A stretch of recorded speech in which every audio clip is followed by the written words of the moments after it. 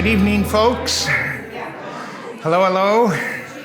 How we doing with meals and drinks and whatever else?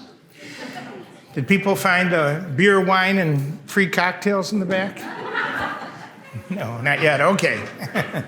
So, good. Well, welcome on a nice night. Boy, we should all be walking around the block, I think, and just observing the beauty of nature. But I really am glad you're here and glad to share this time with you. And looking around the room, I know a number of you from here, there, and everywhere, from distant past and present. So I'm really delighted. My name is Dave Pasinski, and I'm just glad to be here. I guess we're all just glad to be here. But I appreciate Kate Tovar, who you saw on the way in. I don't know if she's still out there or not. But Kate and then Kara from Lemoyne, as you know, arranges for this series and provides us food and things like that. So thank you, Kate. And Christine is here too, who arranges all of this. So thank you, Christine. And Sebastian's taking care of audio, video, stuff like that. So good. So my plan is to, again, kind of the format, as you know, is if you haven't been here before, a presentation of sorts for about 45, 50 minutes, some discussion, and out of here. You won't be quite on time to see Jeopardy Masters, but if you get home in time or... Anybody watch that last night, Jeopardy Masters? Yeah, I did, yeah. So, any rate, my good friend who was here last week, Terry O'Brien, and some of you know Terry, and probably a number of you were here last week as well. He said he had used a line that I'm using tonight, or he used another line from this particular source that I'm using tonight. I don't know if you recall that. And the title that I put for this presentation was, How Old Would You Be If You Didn't Know How Old You Are? And, does anyone know the origin of that phrase? No? Pardon? Satchel Paige. That's right. Very good. Satchel Paige. And I have the card here. It was sent to me a few years ago by a friend. I'd heard it before. How old would you be if you didn't know how old you are? And Satchel Paige, for people that aren't baseball fans, might know that he was probably one of the greatest pitchers ever. He was African American and played in the Negro leagues, as they were called, of course, in the 20s, 30s, and 40s, and 50s. He was the oldest player ever to play in the major leagues. He pitched his last game when he was 53. He'd been out of baseball for a while. It's a long story, but they brought him back because, of course, he wasn't able to break in until after Jackie Robinson did in 1947. He came in 48, pitched for Cleveland and for the Giants, maybe. But they brought him back in, and because he didn't have enough years in majors, and they brought him back in at 53 to pitch an inning just so he could get the retirement benefits. He struck out 3 batters at 53. Pro ball. The stories of Satchel Paige are just wonderful. I think Terry said he used the line from him, don't look back because somebody might be gaining on you. Does anybody recall that? That's another saying attributed to him. And this one, how old would you be if you didn't know how old you are? And I mentioned this at another point, so if I'm repeating myself for some of you, not all of you have heard this. This was the line that President Joe Biden used with the Pope when he met Pope Francis a year and a half ago or so. He talked to him, and he said that to the Pope. I wanted to quote to you because he says, "You're looking pretty good, Your Holiness," and it reminds me of the Satchel Paige line. So it's interesting. But what I want to do tonight is a couple things, and I want to have you participate together a little bit, not just myself giving some thoughts. And the first thing I wanted to do is this, to have you think about a couple of different words. And these are these words here. And this is, you can see that the end of the word is T-I-O-N. And I want you to think about, what brought you here tonight? Why are you here? What do you want? What do you want to get out of this time together? And yes? Information. Perfect. That's a great one. I had that down, so I was hoping somebody would say that.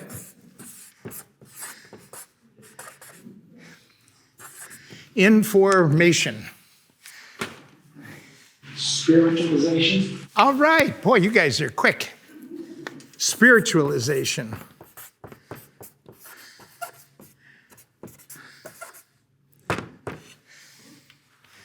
Inspiration. Inspiration.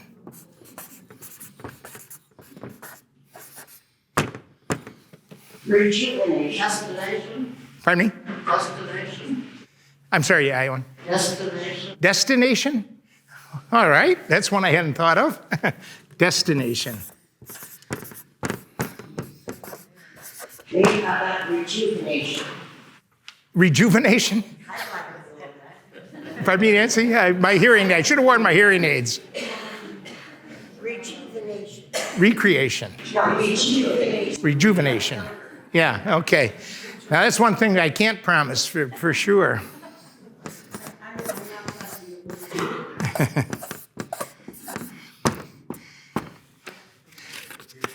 Delegation to get the kids to help us. There's one I hadn't thought of either. Whoops. Reflection. Reflection. Ah, that's a different one.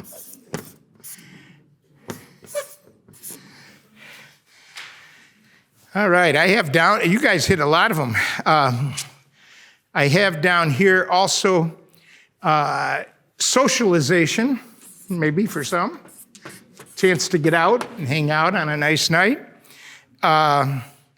Education, which is similar to information maybe, but. Motivation, David. Pardon? Motivation. Motivation. Oh, that's a good one.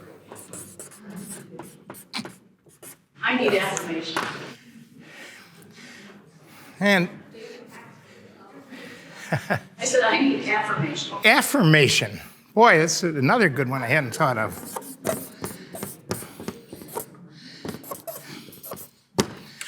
All right. Well, the inspiration I think we have. Yes, Sophie. Conversation. Conversation. Perfect. That's close to what I was going to put down too. Conversation. And leading from that, and I'll drop it after this unless somebody's got something else to add, which summarizes what you're just doing here. And I'm going to weave it into some golden thread here in a minute, I hope. But it's communication.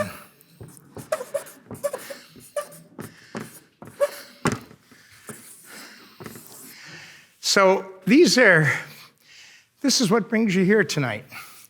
Some of these goals will be met, some won't, obviously. But I hope that you have a sense that one or more, or three or four, hopefully, by being together, not just by listening to me, that we recognize that we have something to contribute. One other word, which this was one that I was glad to hear, affirmation. Because I think there's obviously too little of that, especially sometimes as we get older and don't feel like we're as on the top of our game as we want to be, whether it's emotionally or physically or mentally or even spiritually or other ways. We want affirmation. We need that affirmation from each other. And that's all under the rubric or under the general title of communication, I guess. But the point I'm getting at is we come with a lot of diverse needs. And to generalize, sometimes what bugs me in the opportunities I've had to think about aging, my own aging, or to talk to groups that are aging is a generalization, you know? Like, oh, everybody wants the same thing or needs the same thing. Well, there's yes and no, you know? We all come tonight with these different expectations. You know, what are our different expectations and needs? And I think as we age more, we recognize that there's some commonalities, certainly, but also that our expectations are sometimes individualized. So with that said, I'm going to go to another little step here I'm going to ask you to participate in, and that's this. I'm going to if you're willing, just raise your hand. You don't have to. I'm going to give out some age groups here and ask you if you would not be shy about raising your hand when I hit your age group. So we'll start with the 45 to 50s. Okay, I didn't think there would be, but 50 to 55. I feel like an auctioneer. 55 to 60. Okay. 60 to 65. Okay, a few. 65 to 70. Few. 70 to 75. Okay. 75 to 80. Ah, okay. There's our demographic, or median, or something like that. 75 to 80. 80 to 85. Get a good number here. 85 to 90. Okay, great. Welcome. 90 to 95. I knew we'd have one, and or two. Okay, great. Hey. And 95 to 100 or over. 100 plus. No, okay, we'll stop there, unless I'm missing anyone. Well, that's who we are. That's a heck of a range when you think about it. And if you were to begin to say, what are the needs of people aging? Well, we got a wide swath of ages and obviously experiences. And when Satchel Paige, how old would you be if you didn't know how old you were? Well, what does he mean by that? Well, it was a good throwaway line, but I want to ask it of you in a really real way, in the sense of saying, if you were to describe yourself, well, first of all, just think about that a second. How old would you be if you didn't know how old you were? It's almost an impossible question, isn't it? I think it is, but does anybody have any answer to it? How old would you be if you didn't know how old you were? Younger. Younger. Okay. So you'd be younger. You're younger in your mind than you are physically. Yeah. Yeah. I saw something posted. How did it read? I meant to copy it down. My body, or my brain tells my body that I'm still very young. My body says to my brain, you're crazy. So, but that whole sense of how old would you be? I want you to think back for just a couple minutes here. And if you would be willing to share with someone at your table, I know some are here with friends or as a couple, you could use that person, or if you wanted to somehow share with someone else, if that was reasonable at the table. How do you describe yourself in a few words, very few words, when you were 30 years old? How would you describe yourself to another person? Do that for a minute, just among yourselves. All right, I know you're talking well, but I'm gonna interrupt you now. I want to interrupt you, even though you're hopefully having a good conversation. And anybody want to share anything publicly about that, or willing to say something? How you thought of how did you think of yourself, or what were you like when you were 30 years old? Younger. I was always pregnant. I was always pregnant? I was energetic. Uh-huh. I was pretty sharp at that point. And Sounds like busy, too. I was extremely busy. That's it. At 30, I had 4 children Uh-huh. to take care of. And it was just one whirlwind after another. I was managing many, many things at one time. Okay. I'm going to repeat that, Ione. I could no longer do it. Yeah. Can I share that? Yeah. So Ione and I are friends from other classes together. And she said she was busy and managing many things and trying to keep on top of a lot of things that a 30-year-old mother of 4 was doing. All right. So I'm going to move up 20 years to 50. How did you physically, emotionally, spiritually, intellectually change, if you think you did, between 30 and 50? Can you put any words to that? What was the change in your self-perception or in your life? You might have had some very different life experiences between 30 and 50. So just share that if you are, as much as you're willing to, with each other, from 30 to 50.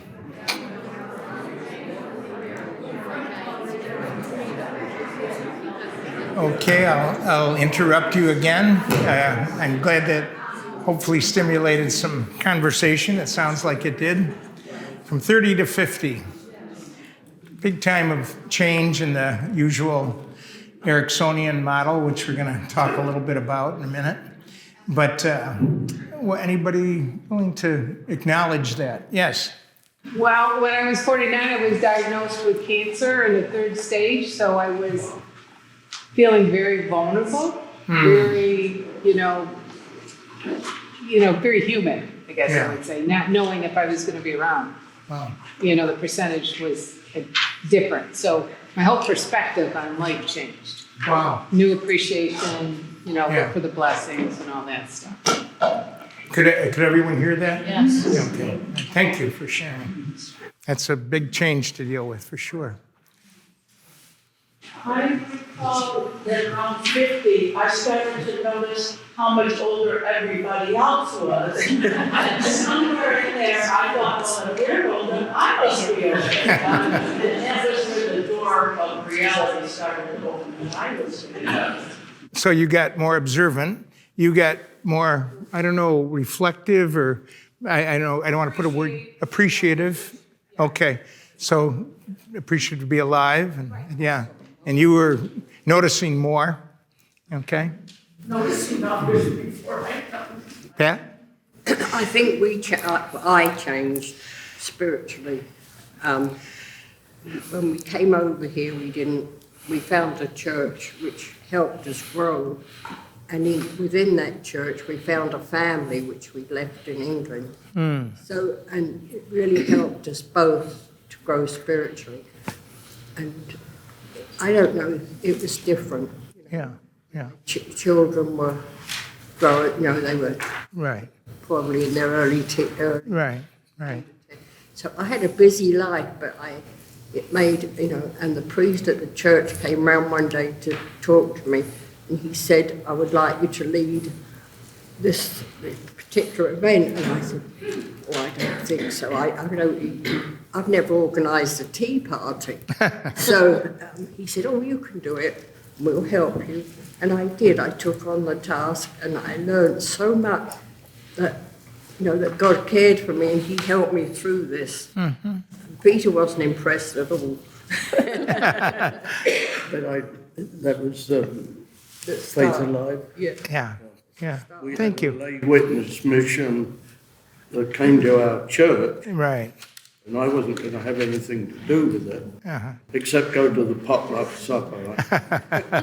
Good. And we hosted somebody, and at the end of the weekend, we had an altar call, which Yeah. Episcopal churches don't do. Right. I don't think Catholic churches do many. And that started our spiritual journey. So Yeah. So you had a real spiritual moment, awakening of some sort there? Yeah. Pat and you don't mind me acknowledging our past history, do you? Pat and I worked together at hospice for many years, and I've known Peter also.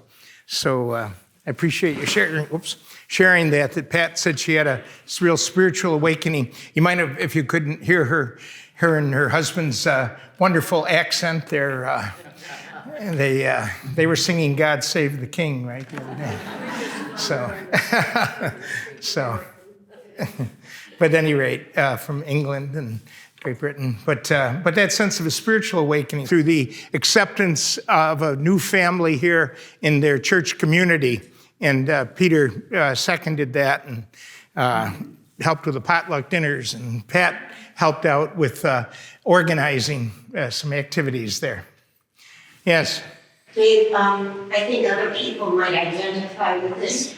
When I was 45, I got sober. I had been drinking progressively heavier and heavier from age 18 to age 45. But it was waking up in a 45-year-old body with the mental and emotional maturity of a 14-year-old. And it was an awakening in every sense, because through the alcohol, I had been blocking out reality of life. So I was really dead spiritually and emotionally, not quite physically, but close. Yeah. So for me, it was starting.